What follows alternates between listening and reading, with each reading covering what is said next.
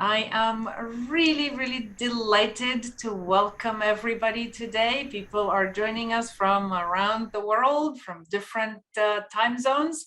I am Maria Ivanova. I'm a professor of global governance at the University of Massachusetts, Boston, and I direct the Center for Governance and Sustainability here at UMass Boston.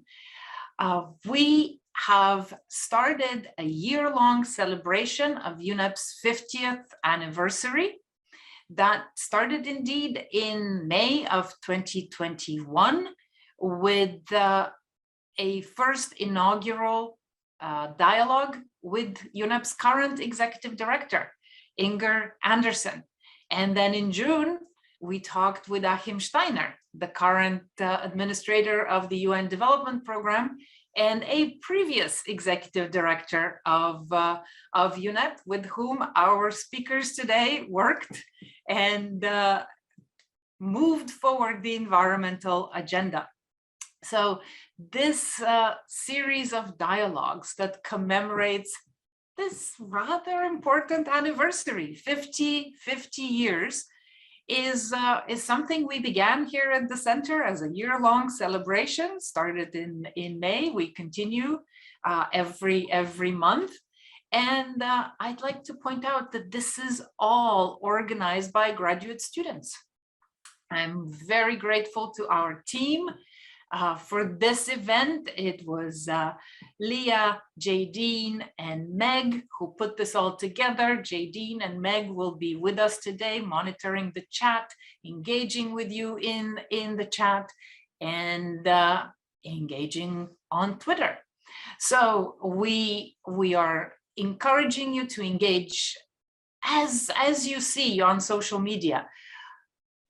Ask questions, push back. Have opinions in the chat, put questions in the Q&A space to our speakers, and push things out in the Twitter sphere. UNEP now has a hashtag. We have started using it a while back, hashtag UNEP50. Meg will put things in the chat. And today, for engagement on Twitter, whoever puts most tweets out there that engage with the topics, we will select a participant and we will send you a copy of the book that was published last year by MIT Press, The Untold Story of the World's Leading Environmental Institution, UNEP at 50, that I had the pleasure to author, but also the pleasure of engaging with Ibrahim Thiaw, with Elizabeth Mrema in the research for this book. So I am delighted to welcome today Elizabeth Mrema, who is the Executive Secretary of the Convention on Biological Diversity, and Ibrahim Thiaw, who is the Executive Secretary of the UN Convention to Combat Desertification. So Elizabeth has been the Executive Secretary since 2019, and Ibrahim has been Executive Secretary since 2019. Both of them were at UNEP shortly before that. Elizabeth was previously the director of the law division at UNEP. She is a lawyer and a career diplomat who has worked with UNEP for over 2 decades. And from 2009 to 2012, she was the Executive Secretary of the Convention on Migratory Species of Wild Animals. Elizabeth is a citizen of Tanzania. Ibrahim also joined the convention in 2019. He is the Executive Secretary and also Undersecretary General. We'll discuss why that is the case. And from 2013 to 2018, Ibrahim served as the Assistant Secretary General and the Deputy Executive Director of UNEP. He is a citizen of Mauritania, and he began his career in the Ministry of Rural Development. So I welcome Elizabeth, welcome Ibrahim to this space. Now, I will start by asking you to reflect on where you have come. We are thinking through this dialogue series to celebrate UNEP. You have lived, you have breathed UNEP for a while, but you are now in a different place.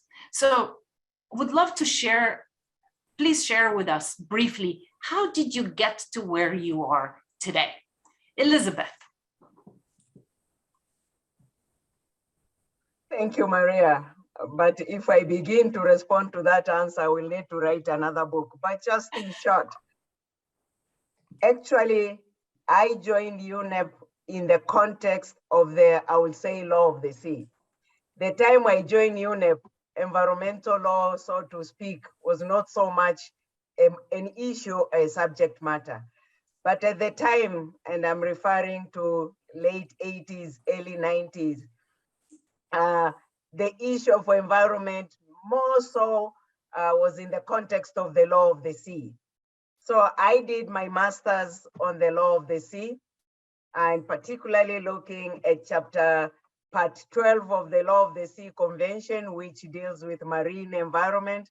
And I think it is in that line that I found myself with the United Nations Environment Program.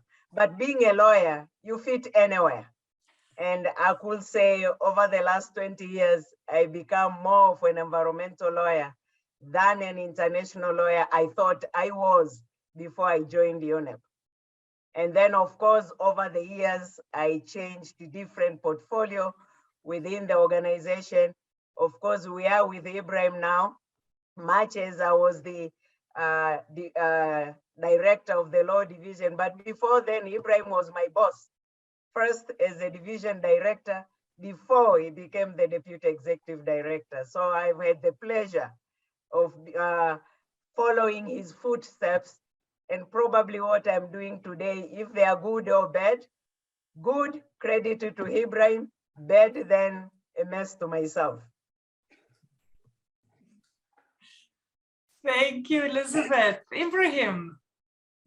Thank you very much, Maria, and such a pleasure to have you and Elizabeth. Thank you, Elizabeth, for your kind words. All the credits go to you, obviously. Maria, you are passionate about UNEP. As the organization was being established, I had an accident. Something happened in my life. And that was a severe drought, which hit the Sahel and Mauritania. I was a teenager, and I took it upon myself to actually do something about it. And as I grew up, I'm made in Africa. I did all my studies in Africa, in Mauritania and in Morocco. So when I got what is called in French, the French baccalaureate, my family was thinking that I should be a doctor, or maybe I should be a teacher or a professor. I decided to go for environment. And that made some members of my family quite upset. But I knew what I wanted to do. So for me, when I came back and worked for the government of Mauritania and eventually went to the IUCN, the International Union for Conservation of Nature, I eventually moved to UNEP. So now here I am as head of the UN Convention to Combat Desertification, which also has drought as part of its mandate. So in a way, working for the environment at large is really something that we should all be doing, whether we are paid or not, whether we are called environmentalists or not, whether we are doing agriculture or law of the sea, we are doing the environment. So this is what I want to say in short. If you let me speak, I will go for a longer period of time, but I think it is a good resume. Yes, thank you, Ibrahim. It's interesting that a professor was among the options for your career, but now I'm the professor, and so yes, the time slots are moderated and limited. But it's really fantastic to have you here. We have worked together indeed in a number of settings throughout your your careers at UNEP. And Elizabeth, I mentioned that you were the head of the law division, and I'm happy to see among our participants the current director of the law division, Patricia Kamari-Mbote, has joined us. So these are events where we convene as a community, and indeed we push the environmental agenda in its entirety. So now each of you is heading a convention that is part of the 3 Rio conventions: biodiversity, desertification, and climate. But these conventions have quite a different institutional setup. So CBD is part of UNEP. It's administered by UNEP. UNCCD is independent. CBD is based in Bonn. in Montreal. UNCCD is based in Bonn, along with the Climate Convention. And the CBD, the Biodiversity Convention, has been called the Treaty to Save Nature. The Desertification Convention is the champion for land degradation neutrality and the leader in ecosystem restoration. So can you help us understand what these different institutional arrangements mean to be independent, to be administered by UNEP, and what does it mean to be in different places around the world, in Montreal, in Bonn, while UNEP is in Nairobi? How do the institutional arrangements affect what you do, and what have been some of your key achievements? Ibrahim, let's start with you. Thank you, Maria. You see, I would not put too much emphasis on administrative arrangements because all 3 conventions are global treaties and all 3 are independent organizations. They have been established by governments as intergovernmental bodies. They happen to be administered through different mechanisms, but that is less important to me. In my view, what is important is the mandate of theirs and how much importance parties to these conventions. In our case, we have 197 parties. How much attention parties play to the issues that are being discussed here. Maria, you said that the CBD, rightly so, is called the Convention to Save Nature. Nature is what we all do. Land is also part of nature. The Climate Secretariat is also dealing with nature because of the mitigation and adaptation and so forth. So we are in one planet. It happens that in Rio, countries in their wisdom, parties in their wisdom, decided to have 3 different treaties. They are not disconnected. What we do is absolutely connected, and our parties have to work together. We as secretariats are working together. The administrative arrangements under which we are operating, to me, are less important. The locations where we are, we are headquartered is also less important in today's world, because we are in a global environment, whether you are in Nairobi or I'm sure Elizabeth is connected today from another place. It doesn't mean that she is not operating with her team, or maybe when I travel, I would not be operating with my team in Bonn or in Rabat or in San Jose. So I will put less emphasis on administrative arrangements. All right, that's important to note. Elizabeth, what do you think? On one side, yes, I will agree with Ibrahim, the work is more important. But in terms of responding specifically to your question, I will look at the different institutional arrangements into 2. There is legal and institution. Legal is, and that's what Ibrahim has said, that all these conventions are independent, as had been decided by the parties themselves. They adopted the convention, they created a secretariat, and the institutional arrangement for the management of the secretariat. On the other side, the parties again themselves decided what kind of institutional arrangement. Yes, CBD is administered by UNEP, in the sense that, just for our listeners, is that UNEP administers the secretariat in two ways.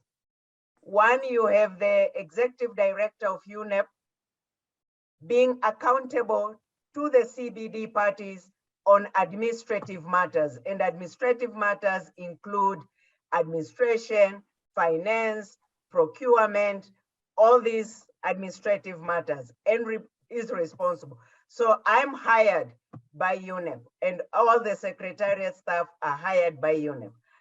UNEP manages our resources. So when parties or governments or donors put money, I don't manage anything in Montreal, it's managed by UNEP. And that's why then the executive director is accountable to our parties for the management of these resources and the administration and the like.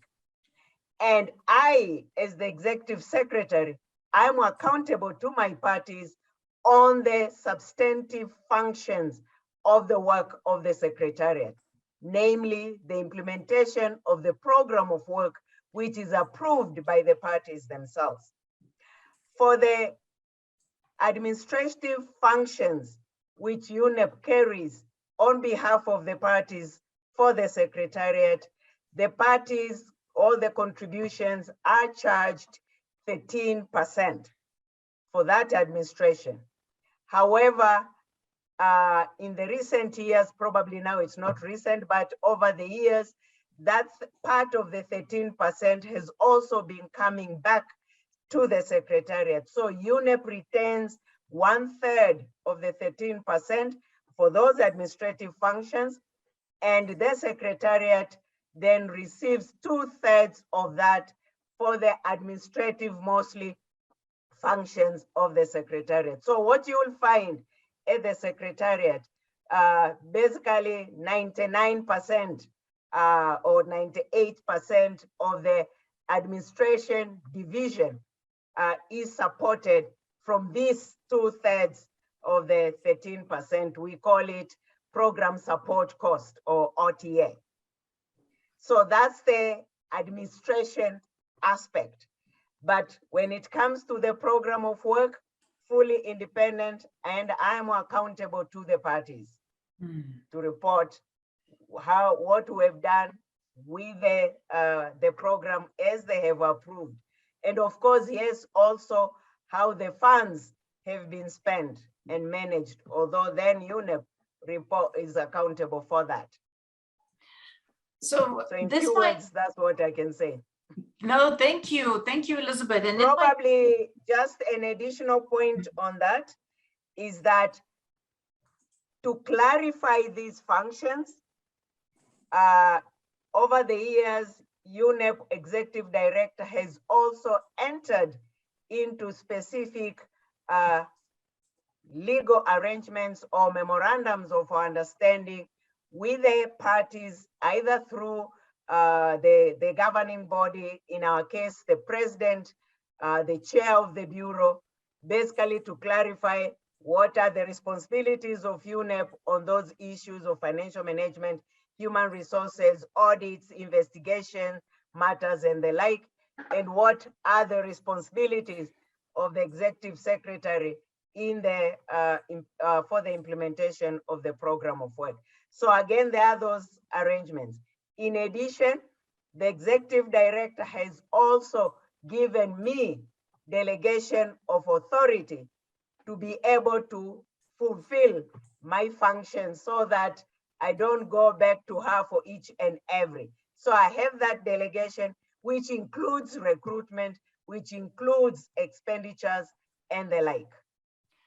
Thank you, Elizabeth. And we're having the audience react as you are speaking. And so we have Solveig commenting, Solveig from Norway, saying that as we're discussing this, I would be interested to know how the panelists assess the strengths and weaknesses of the institutional arrangements, which on the one hand means that they are heading independent entities, but on the other, taking into account UNEP's broad mandate with respect to the environment.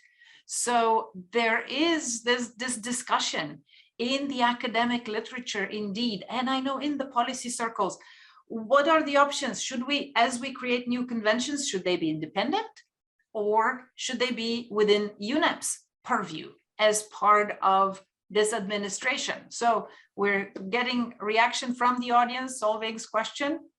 And indeed, this is a key issue. Ibrahim, you do have an independent convention. So.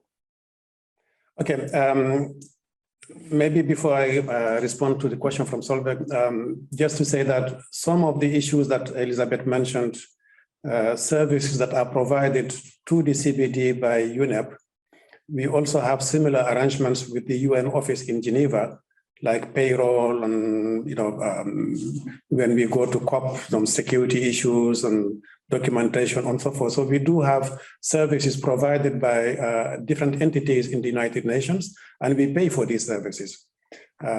So I think, as I said, there are pros and cons of being, either part of UNEP or another organization.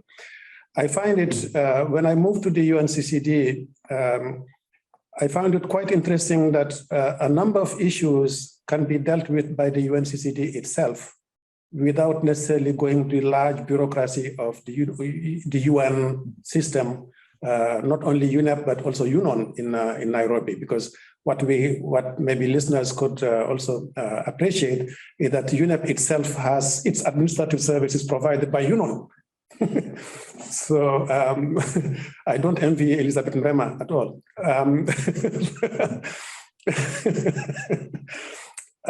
I think, the advantages of having an independent body is that, especially with now Umoja being the administrative service used by the United Nations in general, the overall mechanism, you can subcontract any UN entity that you feel can provide you with the service. So you don't have to go through any particular service, which is what UNEP does or UNON does for the CBD. So that is a great advantage, especially with the modern administration that has been introduced to the United Nations. I think, in my view, the role of UNEP should be less administrative than substantive. Maybe we can come back to that conversation, because UNEP itself is spending a lot of time through its administration providing services to a number of multilateral environmental organizations, and that is at the expense of its staff time being spent on substantive issues. So it is an interesting debate. I think the added value of UNEP is less on administration than on substance. And I will come back to that issue maybe at a later stage. I would be very happy to see UNEP playing a very important role for the UNCCD or for other conventions that are not administered by UNEP at the moment.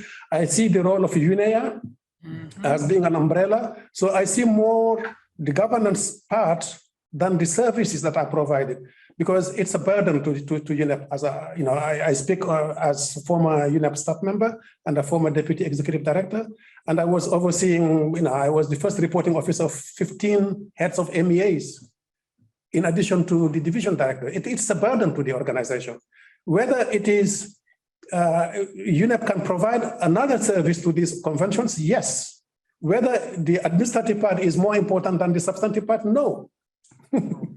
This is a very, very good point, Ibrahim, and maybe this is exactly what we should focus on. What is the possible substantive role that UNEP and indeed UNEA, the UN Environment Assembly, where now 193 countries can gather and talk about the environment, what is that substantive role? And Elizabeth, what is, in your opinion, could be a more substantive role for UNEP in that regard? First, we should remember, and particularly with the Future We Want document 2012, which strengthened the role of UNEP and established the UN Environment Assembly. That global recognition that now we have UNEA as a global environmental policymaker or authority. And when we say global environmental, that includes CCD, includes CBD, includes all conventions. And one would have expected with that global mandate that then the policy directions emanate from UNEA, majority of which are the ministers of environment, unless otherwise, down again to the conventions. Many of them, at least for the CBD, we report mostly again to the ministries of environment. So again, the same ministers. So we get the global policy, how then that global policy is translated through different MEA's mandates, and how that then is translated at national level for specific implementation. Unfortunately, not necessarily that the messages from UNEA by the same ministers are the same messages to our conferences of the parties by the same ministers. So these are some of the challenges we need to handle. But the UNEA is a governance structure. Coming that and bringing that to UNEP, I think this is where then UNEP as a global authority on the environment will make the connections and the synergies and harmonization to ensure that the messages transcend to the national level and actually then providing that support. So that in CBD, of course, when we talk of biodiversity, and Ibrahim indicated at the beginning, it includes land degradation. And therefore, do I need to deal with the land degradation, or do I leave it to CCD, or do we both of us leave it to UNEP and other partners? Because as the secretariats, even if we have the mandate to implement on the ground, we will never have the capacity to do so. So this is where UNEP really need to take that bigger global and then see how the pieces connect and deliver that same message across. A very, very important point. And indeed, Ibrahim, this goes back to your issue of the substantive role, and how do we distinguish between a substantive role for the Secretariat and then the governments that are the decision makers at UNEA? And we have also a question from Arthur Dahl that relates to this, and he points out the fragmentation of international environmental law among the many different conventions. And he says this creates inefficiencies.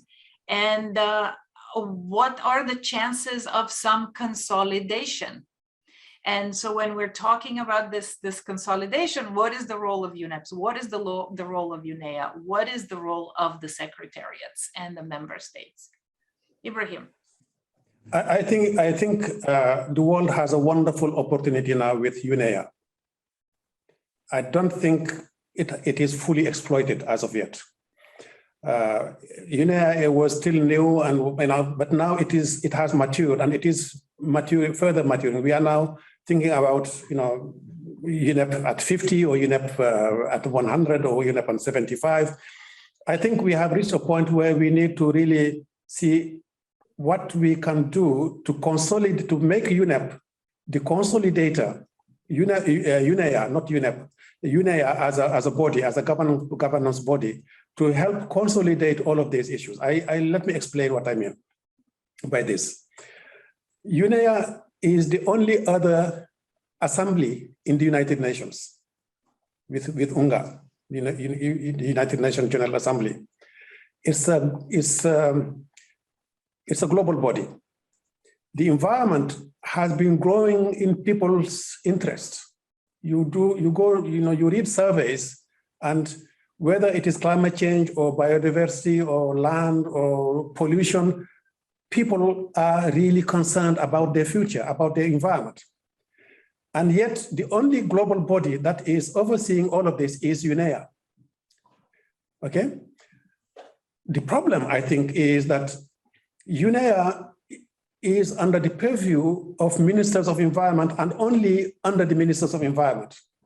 And yet some of these issues go beyond environment.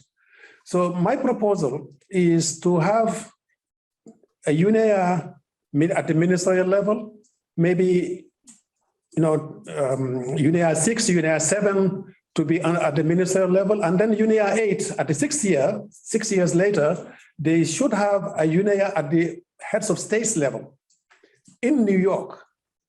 So every 6 years, you will have a session in New York with heads of states, under, with Secretary General facilitating to discuss global environmental issues, because it is a concern to the world today. And there is no institution in the world today that is better placed than UNEA to play that role and go beyond sectoral ministries and bring this issue to the much higher level where discussions can take place. UNEP has a wonderful report called the Global Environmental Outlook. To me, that should be transformed and have a 6-year cycle. So every 6 years, that report will inform the summit that I talked about, which will take place in New York. The summary of which will then be communicated to leaders and heads of states.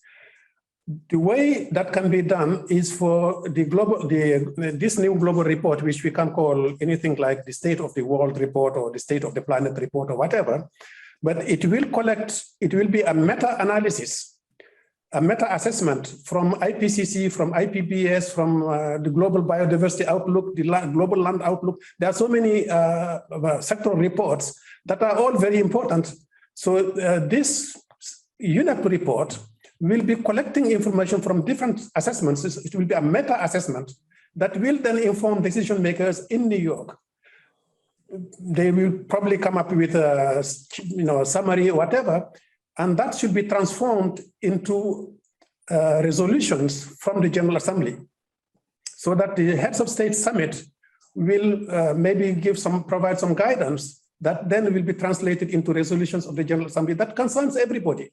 So I think that meta-analysis, that meta-positioning is key to UNEA, and there is no other body in the world that I know of that can do that.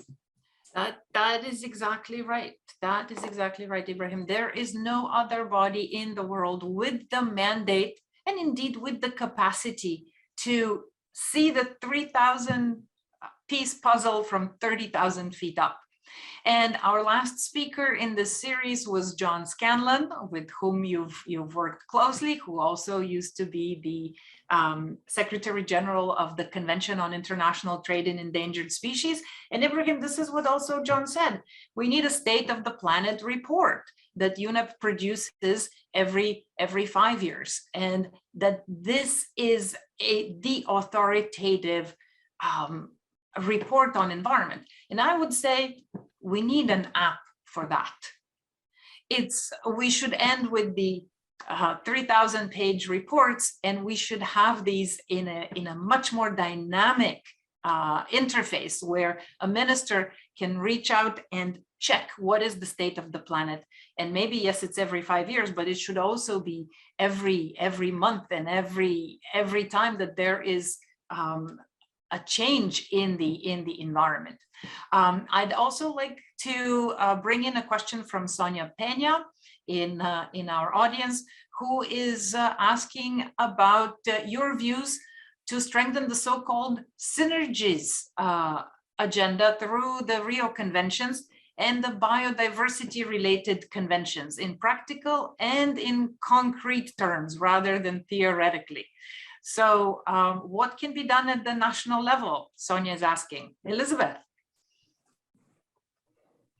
Very important question. I can say at secretariat level, a lot is happening as far as synergies or cooperation among related conventions. For instance, for biodiversity related conventions, about 9 of them, we have what we call biodiversity liaison group. For the Rio Convention, CBD, CCD, climate change, we have what we call a joint liaison group. And we do meet on a quarterly basis. We have even had our communication teams producing common communication messages which cut across all the three conventions. At each of our COPs, we have what we call Rio Pavilion. So be it CCD COP, CBD COP, Climate COP, Rio Pavilion has become a pavilion and avenue where we are able to show and demonstrate the commonalities between the three conventions. So I can say at international secretariat level, we are seeing positive results. Where homework still has to happen is at national level. At national level, number one, we find many of the national focal points are different for the different conventions. And then for those of us who have worked also at national settings, we also find in a number, if not many situations, the focal points, different focal points at national level do not know each other, do not speak each other, they do not have that coordinated, coherent program at national level for the implementation of these different MEAs, especially where they are related. This is where we are all still struggling to get it happening. And of course, you know, when it reached there, it's competition of pride, who succeeded, is competition of resources. So the whole of society, the whole of government, for the implementation of these different MEAs at national level, we still have to do homework there. But we hope with this understanding and what actually is also now very much recognized at national level will happen. I can give you one specific simple example. As you may know, CBD now we are currently in an ongoing process to develop a framework for the coming years. We are about to begin our meetings face to face. And CBD, when I talk of the convention, it also has two protocols, biosafety protocol and access and benefit sharing protocol.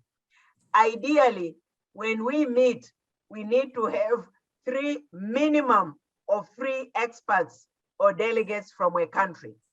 Expert on access and benefit, expert on biosafety, and expert generically on the convention.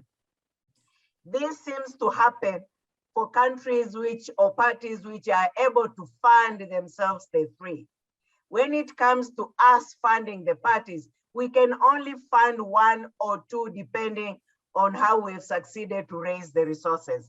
Inevitably, because our key focal point are the CBD focal point, who are in the ministries of foreign affairs. Biosafety, most cases, are not foreign affairs, environment, and biosafety mostly are not in environment. Even if we say two with that criteria, you still get from the same entity. So this tells you at national level, simply we are not communicating, we are not succeeding. And there are many examples of the sort. Thank you, Elizabeth. Ibrahim, over to you about the national level, but also let me add a couple of more questions here that are coming through the Q&A. People are extremely active. It's really fantastic that how they're engaging with you. And so the communication aspect of how do we communicate the importance of UNEA to the wider public? Because you mentioned how critical UNEA is, but how does the public know about it and learn more about it? And that's from Tommaso De Mosi, but also Uno Svedin from Stockholm is asking about connectivity. And now 30 years after Rio, how do we increase the connectivity among the systems? But this also to your initial point about the connectivity among the conventions. And I know you've read my book and that connectivity is one of the big issues that I discuss there. So over to you, connectivity, communications, the national level.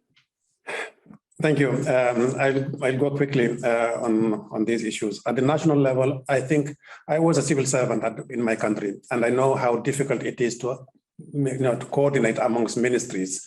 Elizabeth just mentioned the number of focal points in different line ministries. We have the same, and everybody else has the same. So you end up having too many focal points in the same country for too many conventions. So it is not easy. But the proposal I mentioned earlier, when you have a head of state going to a summit and coming back, they will act on it. They will understand.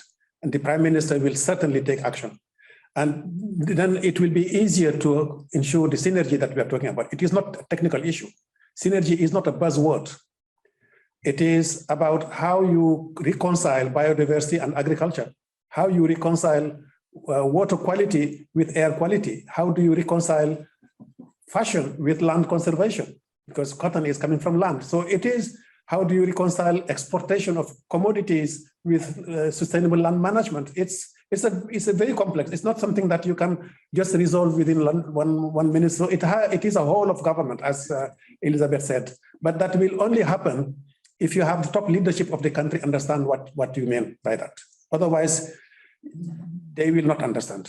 And we are too technical. We are unable to communicate properly with our leaders from that point of view, because we bring technical issues on the table.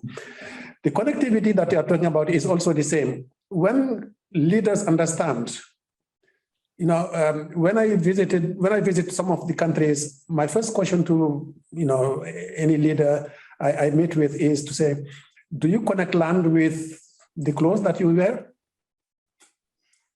What is the connection there? What is the connection between land and your t-shirt? How much worth is land in terms of your footprint? So what's the link between energy and land? Many people don't see it simply, but yet they are there, and it is very obvious to us but we are not able to convey that message. So the connectivity that we are talking about is also found in the way we convey, and we are able to articulate these issues in order to make them intelligible to people. Let me give you just one example. Land and energy. Many people had really difficulties finding the link there. But you go to any developing country, the little food that they produce is lost simply because they have no energy to conserve it. And you produce more food in order to feed more people. So what you do, you deplete more your environment, you clear more forests and so forth. So if you were able to conserve that food, that is not called food waste, it is called food loss. And when you reduce food loss, then you reduce your footprint on land and on biodiversity and on water and on everything else, chemicals and so forth. So I think people have to be able to make that connection. That is the connectivity that I'm talking about. Excellent, Ibrahim. Indeed, this is exactly the PhD program we have at UMass Boston on global governance and human security, where we are connecting the issues. It's not just environment, but it is human security, which is defined as the ability of humans to lead healthy and productive lives in harmony with nature. That is the what we're striving toward, and the global governance is the how, the mechanisms, the institutions. And we do have PhD students writing dissertations on exactly these issues, Ibrahim, that you are talking about food loss and how to create that connectivity among UN institutions and on the ground using contemporary, dynamic, innovative communication technologies. Our students are coming up with new apps, with new technology to actually resolve these issues. So it's fantastic that we're talking about this today. And I see also from several people in the Q&A, they're asking about the role of NGOs, the role of civil society to make that message audible, understandable, comprehensible. And how does UNEP relate to civil society?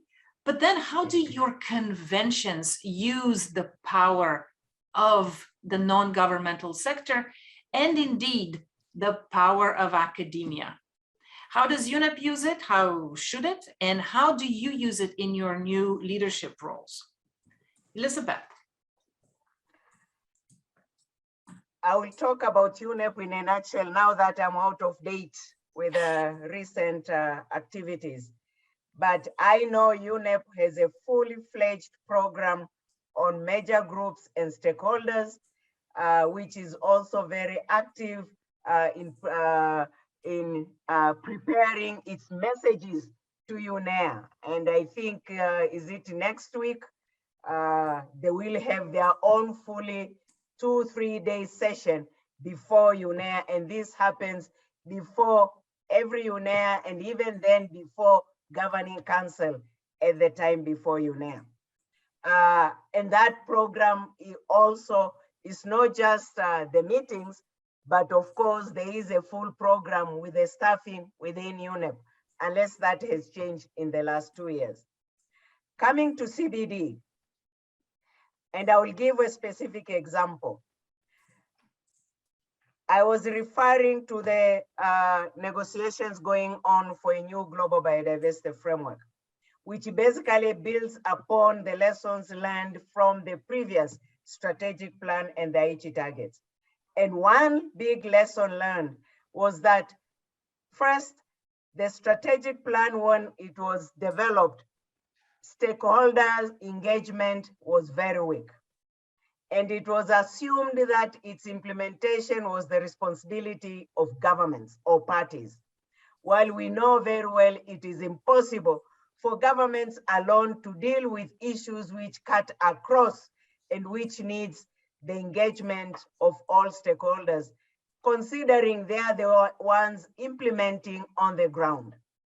So taking from that, the new framework and the time the COVID period pandemic has given us, fortunately or unfortunately, is now the ability to consult and engage all stakeholders, be it indigenous peoples, local communities, the youth, the women, the industry, the business, the financial sector, you name it.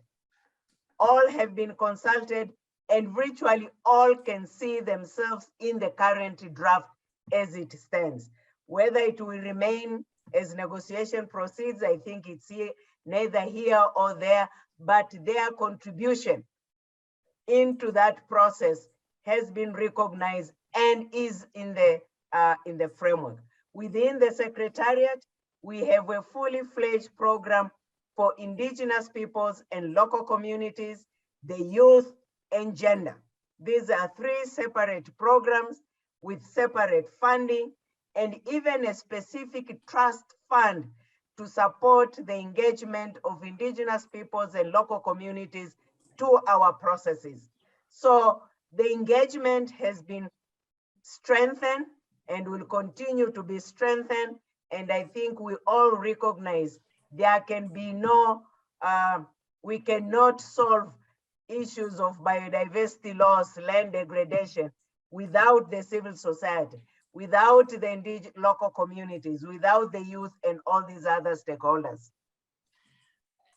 So I'm speaking here on behalf of academia. We're convening this dialogue as the Center for Governance and Sustainability at UMass Boston. Did we have a mandate from anybody? No. Is there a demand? Yes. Does this cost us much?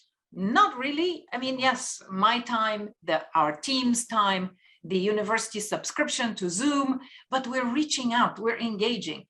Academia is an untapped resource. And Ibrahim, you were the Deputy Executive Director of UNEP, and you know I've been knocking at your door a number of times and say, engage with academia. Why has the United Nations and its various permutations, but at UNEP, why is there no significant systematic engagement with academia, and what can be done differently? Why, I don't know, to be honest, Maria, and it is weird because there are so many capacities in academia that it would be very important to tap on them. But the problem probably for an organization like UNEP is that the academia is just overwhelming. It's too many universities, and yet you are a UN organization. You have to be geographically balanced, language and so forth, and be careful not, with procurements and so forth. But I think if I remember correctly, UNEP has a so-called education program, environmental education program, probably needs to be boosted, needs to be given more visibility. But at that time, at the time where I left, it had 600 universities, if I recall correctly, associated with this. I think there is a room there for improvement and to build on that. That being said, the UNCCD itself has a number of NGOs participating, and they are very active, I have to say, because they, in a sensitive issue like land tenure, it was introduced to parties, and there's a decision now on land tenure, but that decision was triggered by civil society organizations, by major groups. So they are very active and they can influence the system. That being said, I don't think we are far from having a system that galvanizes more people. They can be called youth, but you see them, they are thriving, they are eager to participate. They are on the street every week or every day, speaking about the environment. And I think they are great allies for the cause that we are talking about, because we are talking about their future. And I think the mechanisms are not yet fully in place to embrace all of that. I don't think conventions have the capacity. It's not an issue of mandate, it's just an issue of capacity to actually be able to galvanize that and to work with them. So maybe through academia, maybe through other mechanisms, we should find, otherwise, I think many of these conventions will be outdated, completely sidelined by society, because they will appear as being bureaucratic and not being efficiently addressing the issues of concern to them. Academia can reach out to academia. Academia can create that engagement in a systematic and sustainable way, because our students grow up, they all leave and they become professionals, they become governments, they become UN officials. And so there is something there that we need to capture and we can move forward. And I am grateful to UNEP for having worked with us for a number of years and seen many students through. And yes, Elizabeth, we started with you on the Environmental Conventions Index, and we're continuing, and we're bringing together governments in now online training courses. This is that new connectivity, Ibrahim, that you were talking about, that it doesn't matter where you're located, we can actually have real work done. So we have a lot more questions. John Scanlon is in the room, and thanks both of you. He even has a question, but John, we're not going to answer it because you were the interlocutor last time. If you have questions that are not answered, put them on Twitter. Tag us. Hashtag UNEP50 is the UNEP at 50 campaign. It's happening. UNEP at 50 commemoration is going to happen on March 3rd and 4th in Nairobi. So please engage with us in those spaces. I'd also like to ask my team to now message me about how we give who is gaining the book prize. And but before we conclude, we have about 5 minutes left with this dialogue today. I would like to ask Elizabeth and Ibrahim to imagine the UNEP at 75 or UNEP at 100. Indeed, some governments have already asked me to start writing the book of UNEP at 75. That might be feasible. UNEP at 100, absolutely not, but let's dream. What do we want to see as an institution at UNEP at 100? Ibrahim and Elizabeth. Okay, UNEP at 100. If my calculations are correct, we are getting to the end of the century. The world would dramatically change. I'm not talking about climate change. I'm not talking about biodiversity. I'm not talking about land degradation. I'm talking about the dynamics in the world, which will make this world completely different from where we are, what we are today. So UNEP has to be prepared to that change. We all have to be prepared to that change. By that time, you will have probably close to 4 billion Africans. You will have the East-West divide will not exist anymore. You will have a completely different economy. I think the organization, any organization that is willing to be moving forward should be dynamic and strategic in its looking. And I think the fundamental reform, I don't like the word reform, reform for reform, as it was the case in Rio, but the fundamental change that needs to be made is restructuring UNEA and giving it a much higher visibility. The UNEA has to be accessible to policy, to decision, to summit, to heads of states, to governments. It cannot be left at sectoral ministries of environment or agriculture or fisheries or the primary sector only. I think this is the UNEP I would like to see. This is the UNEP that I think the world is dreaming at, the UNEP that sees beyond just this prism of the world environment, which is limited to green or blue or pollution. I think that is the connectivity that, how do we connect to migration, to security? How do we connect to food production? How do we connect to job creation? How do we connect into the industry? That is, I think, what UNEP should be looking at. Thank you. Thank you, Ibrahim. Elizabeth, your vision. Personally, if I look at 100 years, I'm worried or scared. Scared in the sense that if I look, we are talking of UNEP at 50, and your book demonstrates how things have changed over the years, and they continue to change. And what Ibrahim says will be a different world. I'm not sure how the 10 billion population and the institutions at the time will cope with those developments. That's why I'm saying I'm worried. When I look at our children now, and myself when I grew up, I already see two different worlds. And now when I look at these same children, 30 years down the line, now their children will be another different world altogether. So where not just UNEP, but the world will be 100 years, to me is a worrying situation. I don't know where we'll be, but if I'm talking of a vision, of course, one will only hope for the best world we can think of. In biodiversity, we say 2050, we are looking at having a world where we will live, everybody will live in harmony with nature. But 2050 is tomorrow. Will we? Mm-hmm. Now, when you look after 100, I'm not sure. Well, and this is the thing, we have people entering our classrooms now that will be there for UNEP at 100. They will be. These are people born in this century that are now in their teens. And so we have a responsibility to do what we can.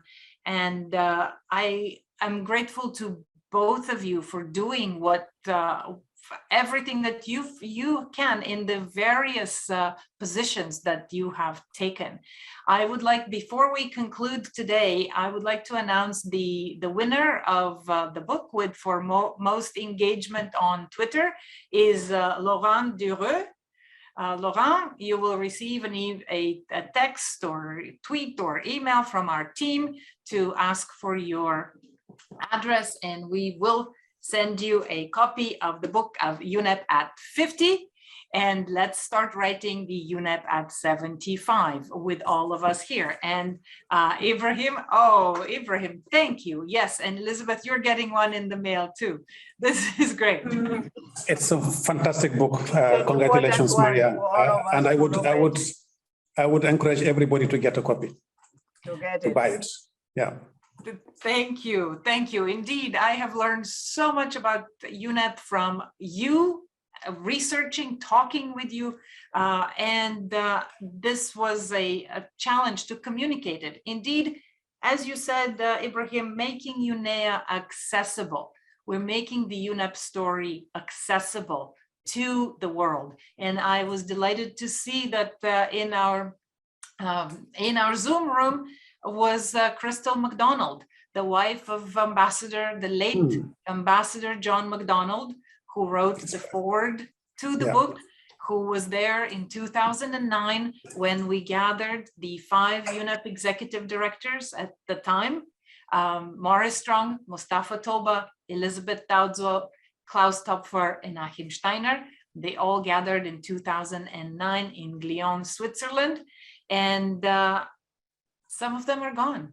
Morris Strong and Mustafa Toba are gone, but we are here continuing their work, building on their legacy, and putting the framework for those of us, for those who are in our classrooms right now, who are ready to enter the United Nations, government, business, and other sectors. And I thank you for your leadership. Thank you, Ibrahim.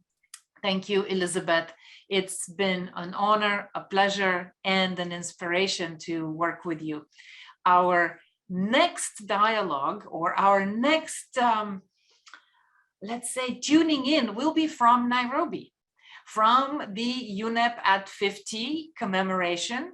I will be there moderating a leadership dialogue on looking back, looking at the last 50 years, and I will be a panelist on the multi-stakeholder dialogue about UNEP. So that will be on March 4th. From Nairobi, we will figure out how to tune, how to broadcast, and reach out to you, all of you in our network, to join us live from the UNEP at 50 celebrations in Nairobi. Until then, thank you. Please be in touch. We are just a click away. Thank you very much and have a good day.